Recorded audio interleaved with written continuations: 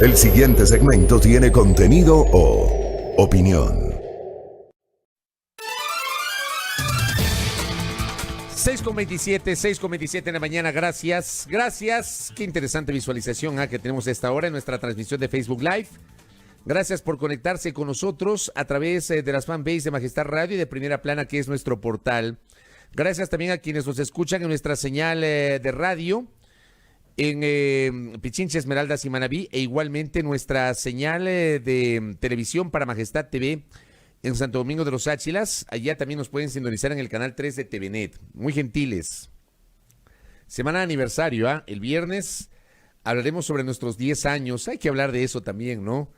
10 años gracias al respaldo de los directivos de esta emisora y también obviamente a la enorme generosidad y aceptación de ustedes, que con sus comentarios, sus apoyos, sus críticas nos acompañan cada mañana. No sé por dónde voy a empezar el comentario del día de hoy. Hay tantas cosas, pero tantas cosas para comentar. Empecemos por el tema de Bucarán. Luego hablaremos de la ministra de Gobierno y finalmente del estado de excepción. Ojalá que nos quede tiempo para comentarlo el día de hoy. ¿Qué les parece lo de Abdalá Bucarán? Ayer se armó un tremendo escándalo, ¿no? Que supuestamente sus familiares lo encontraron tirado en el piso en la habitación, que tenía un infarto, que lo trasladaron a un hospital. Bucarán vive en la Kennedy Norte, pero tenía un infarto y se lo llevan a la clínica Alcíbar, que queda en el sur de Guayaquil. Quienes me escuchan en la ciudad de Guayaquil y van a coincidir conmigo, calculen la distancia entre la Kennedy Norte y el sector del barrio del Centenario. Junto al barrio del Centenario está el Hospital Clínica Alcíbar. Quienes conocemos Guayaquil sabemos la distancia que hay entre la Kennedy Norte y la Clínica Alcíbar, que queda en el sur de la ciudad. O sea, más cerca era de la casa de Bucarán en la Kennedy a la Clínica Kennedy. Digo, no, me pongo a pensar en eso. Pero lo llevaron a la Clínica Alcíbar. Bueno, lo trasladaron, supuestamente lo iban a operar, que Bucarán estaba mal, que se estaba muriendo, apareció su abogado. Se hizo toda una telenovela. Apareció una persona allí que se presentó como Abdalá Bucarán Jr. Déjenme contarles y permítanme dudar. Yo este año cumpliré 28 años ejerciendo el periodismo.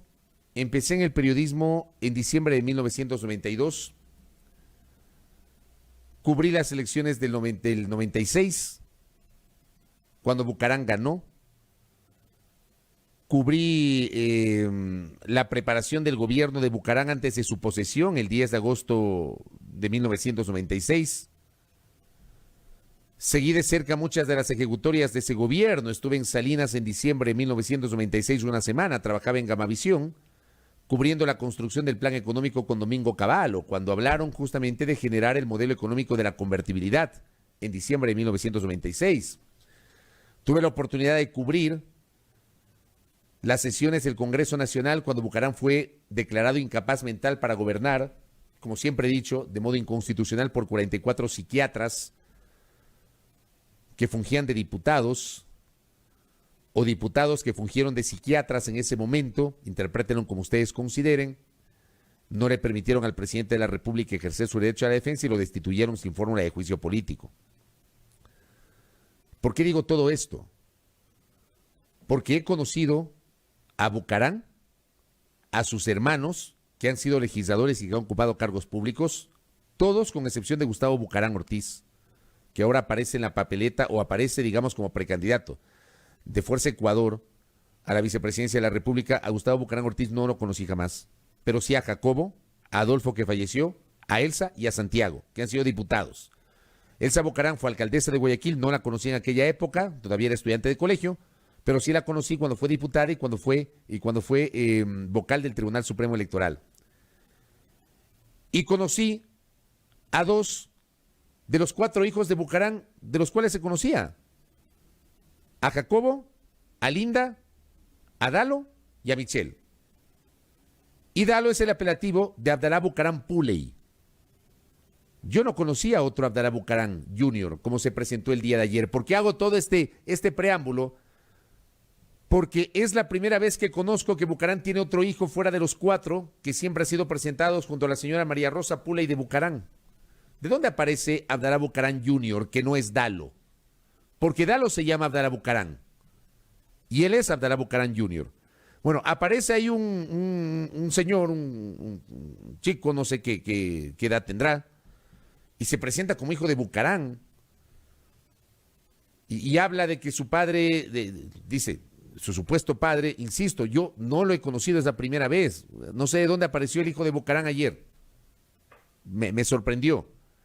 Cuando yo vi en algunos posts en el Twitter que decían Abdalá Bucaram Jr., pensé que era Dalo. Y no era Dalo, era otra persona que nunca la había visto en mi vida. Y me imagino que tuvieron la misma sensación algunos que siguen la política.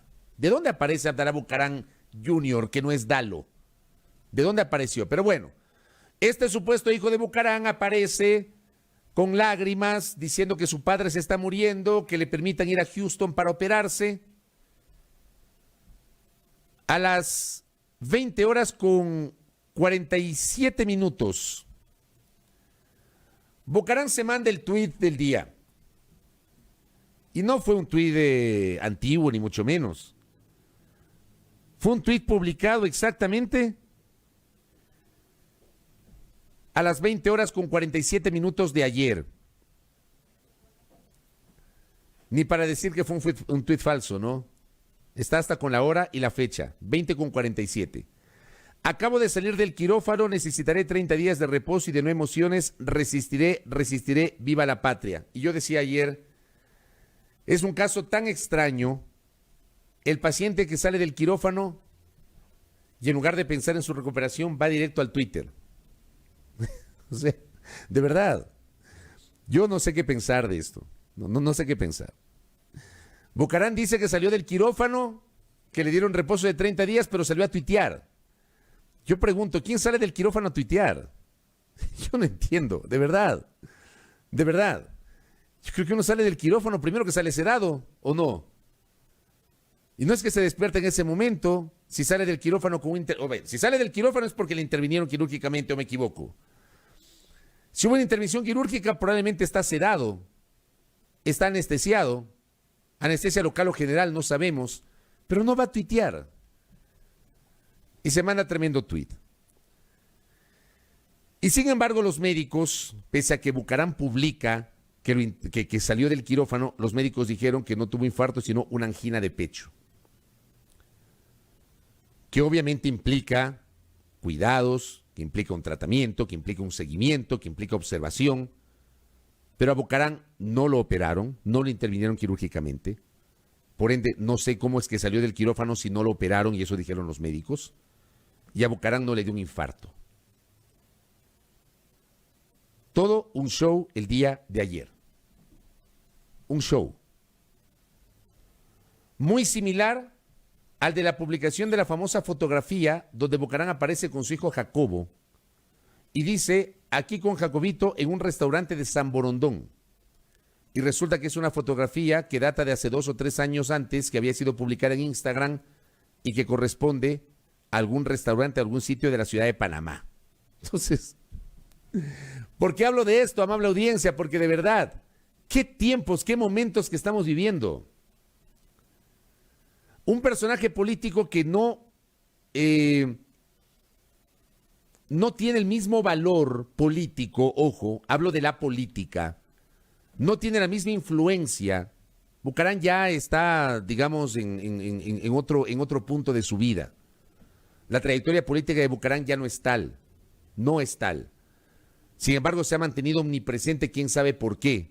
Sin embargo, está siendo procesado por el supuesto reparto de los hospitales, cosa que hasta el sol de hoy no la entiendo, no comprendo.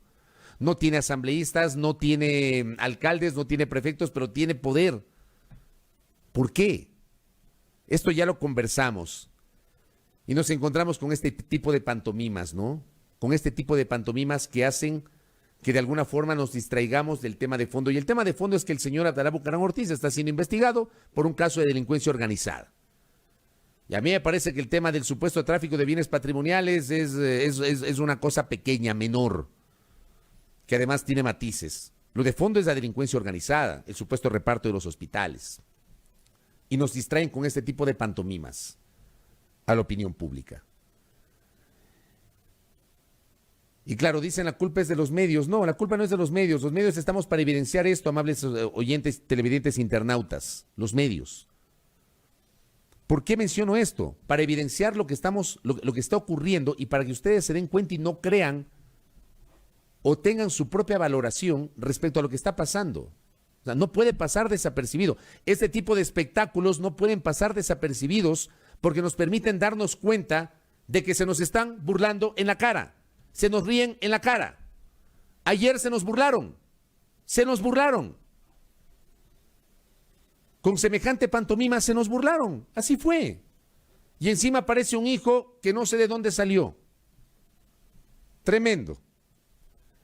Y claro, digo, lo de fondo es otra cosa. Lo de fondo es el reparto de los hospitales, la delincuencia organizada.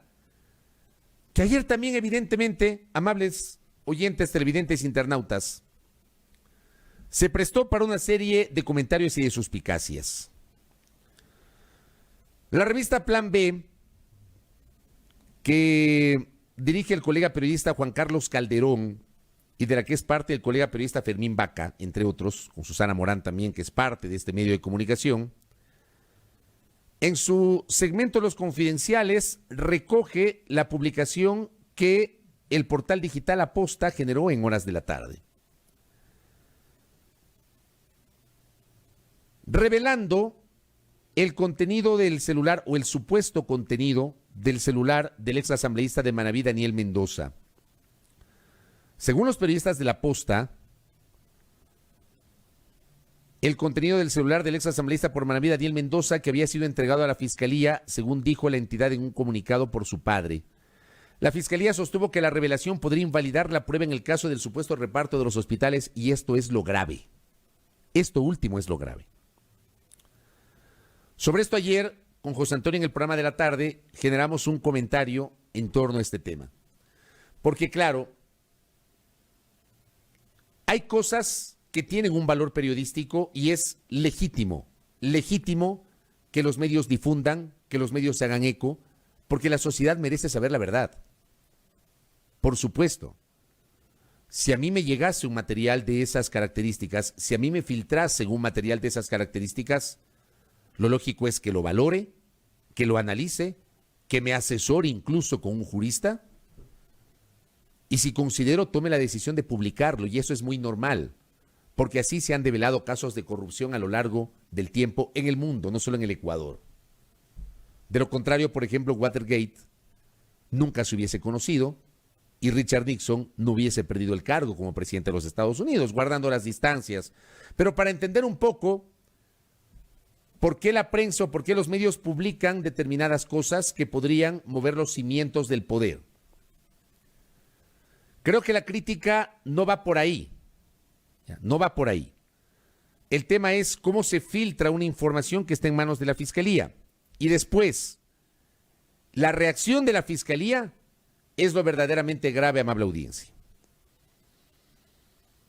Plan B dice, y voy a poner en contexto lo que estoy diciendo, los chats de WhatsApp entre Daniel Mendoza, ex asambleísta alineado con el gobierno de Lenín Moreno, y la ministra de Gobierno, María Paula Romo, fueron publicados por los periodistas de La Posta, Anderson Boscán y Luis Vivanco.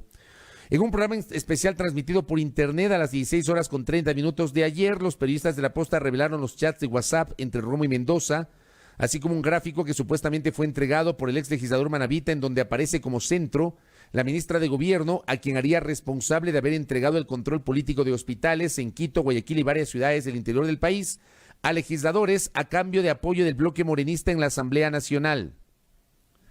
Durante casi una hora, los periodistas mostraron las capturas de pantalla de los chats entre Romo y Mendoza, que según dijeron evidencian una cercana relación personal y política entre ambos. Romo inclusive fue invitada al matrimonio de Mendoza. Para Vivanco y Boscán llama la atención lo que parece una estrecha cercanía entre ambos políticos, sobre todo cuando se decía que Mendoza era más bien el entorno del ex consejero de Palacio, Santiago Cuesta, supuestamente enfrentado con Romo, Juan Sebastián Roldán y otros círculos en torno al presidente Lenín Moreno. Boscaña y Banco señalaron además que Romo habría estado al tanto del reparto de los hospitales, que consistió en permitir a los legisladores morenistas el control político de las casas de salud en el interior de la República a cambio de apoyo político en la Asamblea. Relacionaron también dichos acuerdos con el archivo del juicio político en contra de Romo en una comisión de fiscalización en la que Mendoza era una pieza clave. En varias capturas de pantalla se ve a Mendoza mencionando nombres para cargos públicos en la provincia de Manabí, como la gobernación que depende del Ministerio de Gobierno. En su cuenta de Twitter, Romo Rodríguez respondió a las preguntas formuladas por La Posta.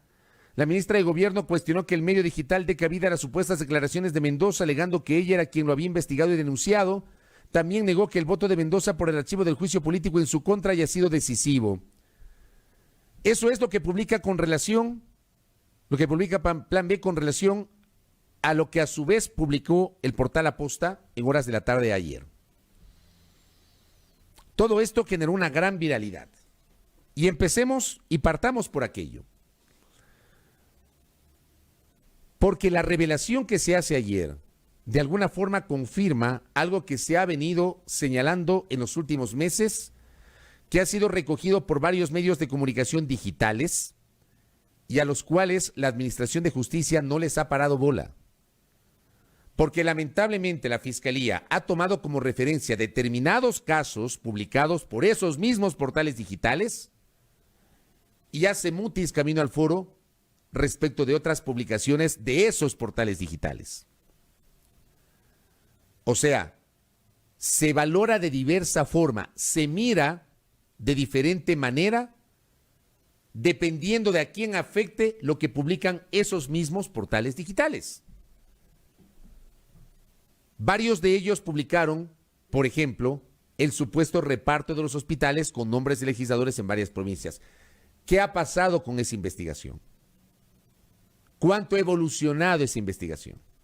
Sobre este mismo caso de Mendoza, hay que recordar igualmente la filtración de la transcripción de conversaciones entre el ex asambleísta Mendoza y el asambleísta Eliseo Azuero. Me parece que Código Vidrio fue el medio de comunicación digital que hizo esa publicación. ¿Cuánto ha avanzado esa investigación en la que se mencionaron aparentemente, al menos eso se presume, a un grupo de legisladores? ¿Cuánto ha avanzado esa investigación? Y aquí permítanme hacer un paréntesis, porque termina siendo llamativo. Ustedes recuerden que dentro de esa conversación atribuida a Daniel Mendoza con Eliseo Azuero, que el asambleísta Azuero asegura que es una conversación inexistente o descontextualizada, para perseguirlo, según sus palabras expresadas hace pocos días en una comunicación que remitió a la Asamblea Nacional, dentro de esas supuestas conversaciones aparece supuestamente mencionado el asambleísta Franco Romero Loaiza, que es un político de viejo cuño, de dilatada trayectoria, oriundo por la provincia del Oro, pero aparece aparentemente mencionado. Tanto así que el asambleísta Romero fue convocado por la Fiscalía a declarar, y si la memoria no me es infiel, el asambleísta Romero se acogió al derecho del silencio al llegar a la Fiscalía General del Estado y no dio declaraciones públicas.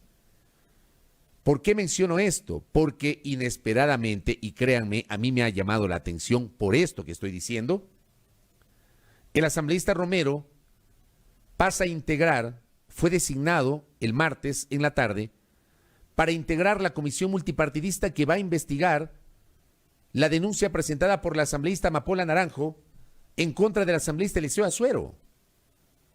O sea, no sé si me explico lo que estoy diciendo. Según la transcripción de la conversación atribuida a Mendoza y Azuero, se menciona supuestamente al asambleísta Franco Romero. Fruto de ello, el asambleísta Franco Romero es convocado por la Fiscalía a declarar. Si mal no recuerdo, se acogió al derecho del silencio y no ha dado declaraciones públicas sobre este tema.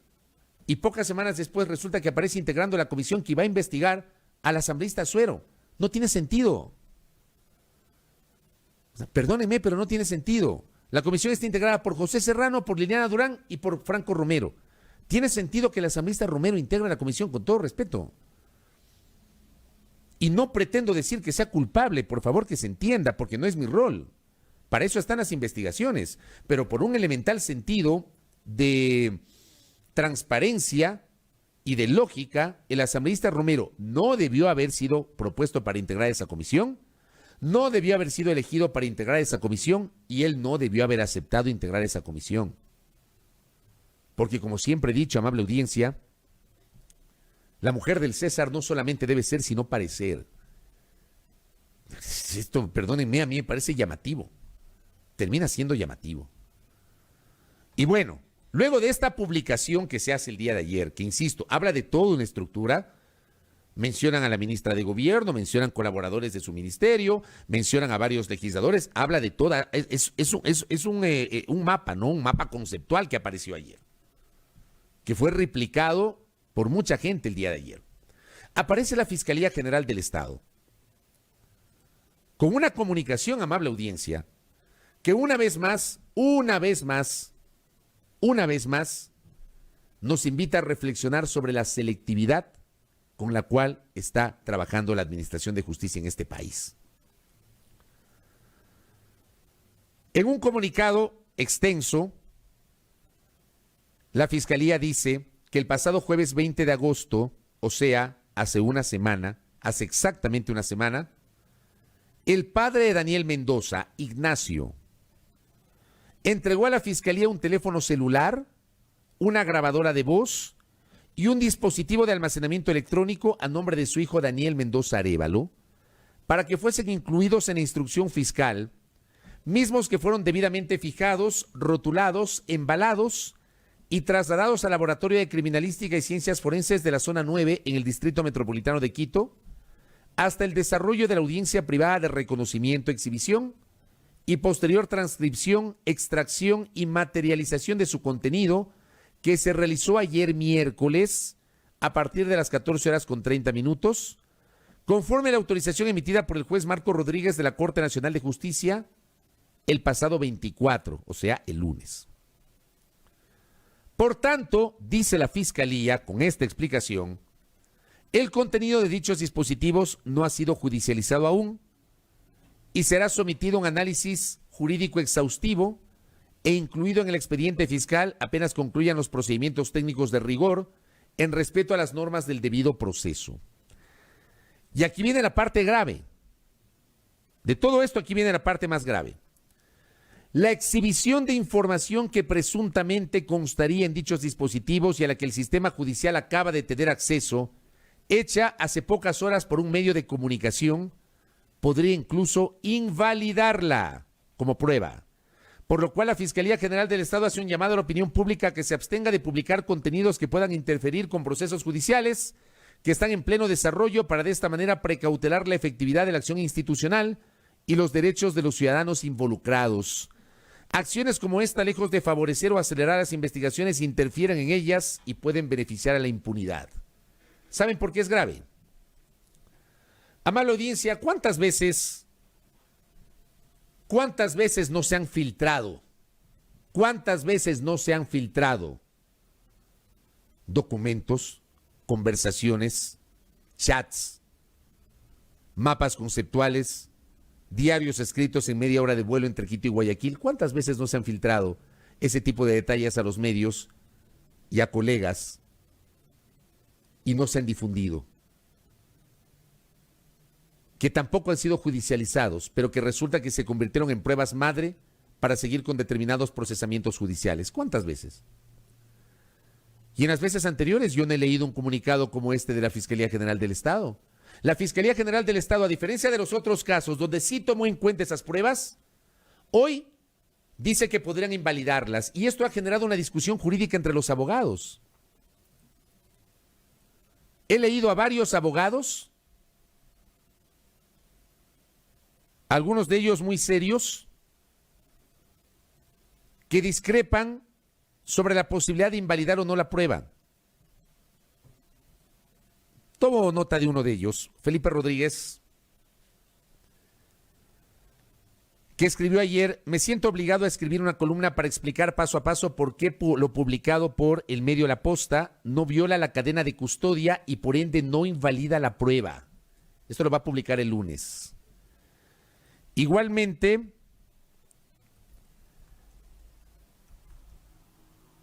Hay una información que el jurista Javier Aguilar publicó el día de ayer en el mismo sentido, que creo que es interesante también mencionarlo. El doctor Javier Aguilar escribió ayer: no se invalida como prueba los mensajes extraídos del celular de Daniel Mendoza publicados por La Posta. 1. El celular ingresó a cadena de custodia y allí se mantuvo hasta la extracción. 2. El proceso está en etapa de instrucción fiscal y ya no es reservado. Ojo, y esto que dice Javier Aguilar es interesantísimo, muy interesante. ¿Qué es lo que está sujeto a reserva? La indagación previa, que también se han filtrado documentos, información, videos, audios, chats. En procesos de indagación previa se han filtrado. En ciertos casos nomás, no en todos, pero se han filtrado. Pero en instrucción fiscal el proceso ya no es reservado. Ya no es reservado. Y este me parece un muy buen aporte de Javier Aguilar, que ayer escribió en su cuenta Twitter. Pero la Fiscalía nos dice, ¿no? La Fiscalía nos dice, ya nos advierte, cosa que no hizo antes. La Fiscalía hoy advierte que esto podría invalidar una investigación que se está desarrollando. ¿A cuenta de qué? Porque claro, esto que escribe la Fiscalía inmediatamente se prestó para la suspicacia ayer.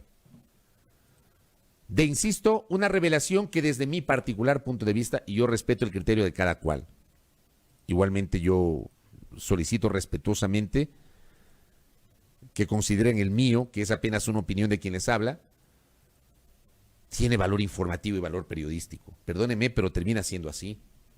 Termina siendo así. Entonces, esto que publicó ayer la Fiscalía, a mí al menos, a mí, me suena como una manera de tratar de matizar algo que se podría resolver posteriormente. Ya tendrá un valor superlativo la postura del juez de la causa, de los jueces que analicen este tema. Ya se pretende advertir que una prueba que fue presentada con valor informativo por un medio de comunicación digital el día de ayer, se la pretende invalidar cuando puede ser una prueba que permita esclarecer todo esto, sobre lo cual seguimos sin tener las respuestas concretas los ecuatorianos, que se mira hacia el otro lado, que poco o nada se habla. Gracias al señor ingeniero Carlos Páez, siempre tan generoso en escuchar nuestro espacio. Me envía un tuit de Carlos Vera. Entiendo que es una entrevista que le ha hecho, me imagino que hoy muy temprano, a la ministra de Gobierno, María Paula Romo, y cita palabras textuales de la ministra Romo. No niego la existencia de estos chats, pero allí no se habla de ningún delito o algo incorrecto, nunca me van a encontrar una ilegalidad. Reacción de la ministra Romo, que reconoce la existencia y la veracidad de los chats que estamos mencionando. Pero obviamente de esos chats es que aparece toda esta presunción que hemos estado señalando, ¿no? Que hemos estado señalando. Esta supuesta estructura que estamos mencionando. Vean, queridos amigos y amigas, oyentes, televidentes, internautas, les he contado en varias ocasiones que tengo casi 28 años en el ejercicio de la profesión. He ejercido el periodismo desde diciembre del año 92, a los pocos meses que Durán Ballén llegó al poder. Durante mi etapa de colegio, digamos, siempre me gustó ver noticias y sobre todo, digamos, con mucha mayor fuerza desde el 88, cuando Borja asume el poder. Y créanme, en otras circunstancias políticas, esto hubiese provocado renuncias de ministros, renuncias de autoridades cercanas a estos ministros, procesos de destitución de diputados de la República en el pasado, hoy asambleístas, inicio inmediatamente de al menos indagaciones previas sobre legisladores que estarían mencionados, créanme, en otras circunstancias políticas. ¿Será que pasa algo?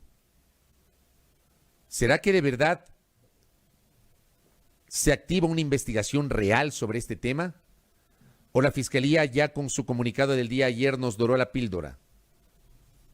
Termina siendo así, perdónenme, yo puedo estar equivocado, pero el comunicado de la Fiscalía el día de ayer lo que prácticamente hace es anticipar algo que podría ocurrir, que es invalidar una prueba. Habrá que ver qué contienen esos chats.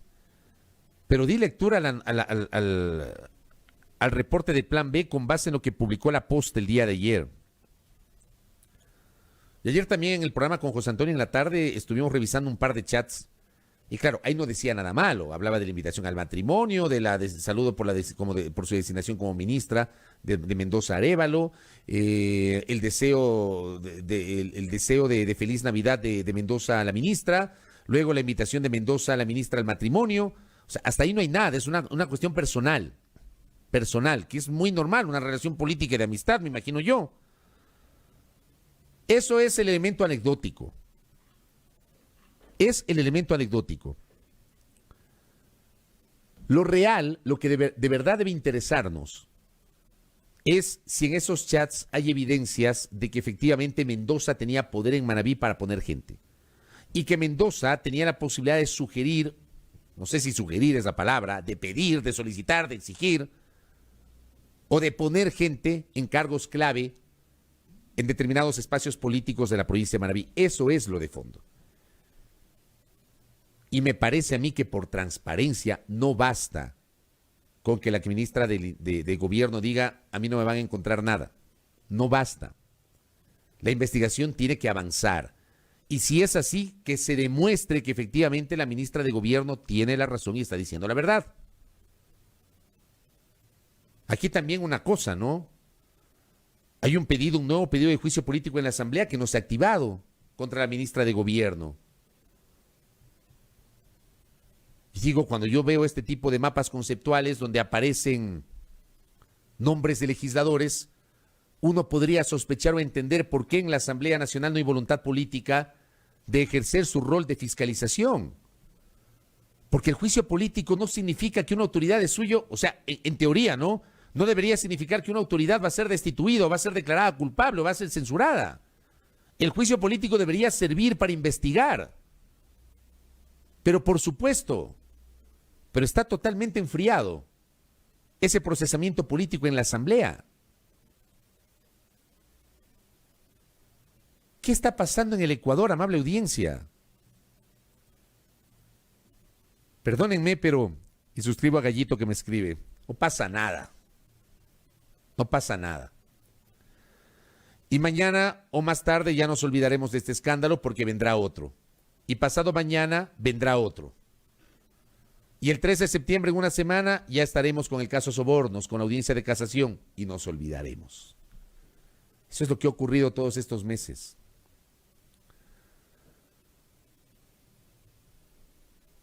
Yo no recuerdo, y soy absolutamente sincero y transparente en esto que voy a decirles, queridos oyentes, televidentes, internautas. Yo no recuerdo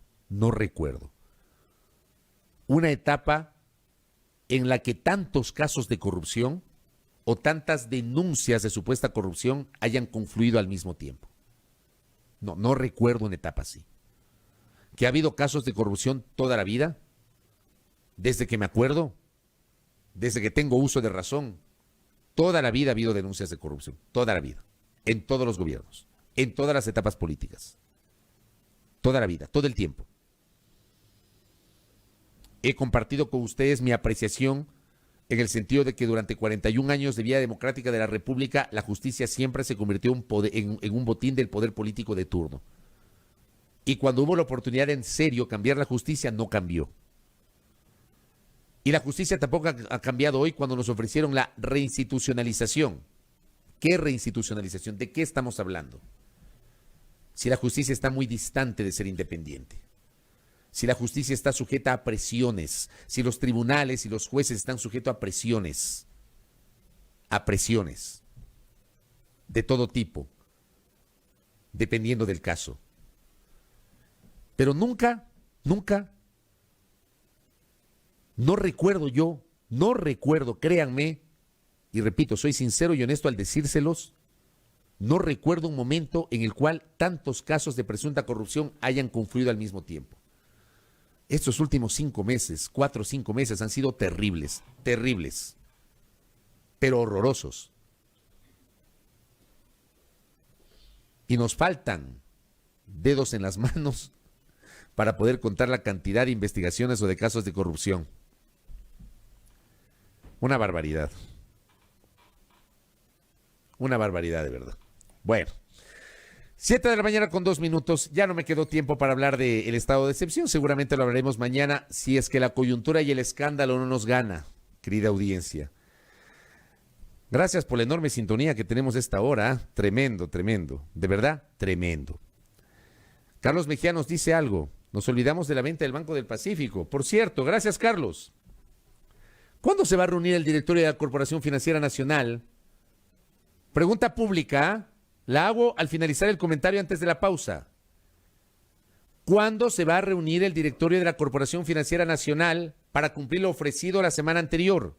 Levantar la reserva del proceso de venta del Banco del Pacífico. ¿Cuándo? La semana anterior emitieron un comunicado que se demoraron todo un día luego de que se hizo todo un escándalo a nivel de redes, cuando conocimos que hace un año habían declarado la reserva de la venta de un bien público, el Banco del Pacífico. ¿Cómo así? Y ya anunciaron que que en los próximos días iban a convocar a reunión para levantar la reserva. ¿Cuándo? 7:02 en la mañana. Cerramos nuestro comentario, nuestro editorial del día de hoy. Pausa y al volver empezamos ya con la ronda de entrevistas correspondiente a la jornada del día de hoy.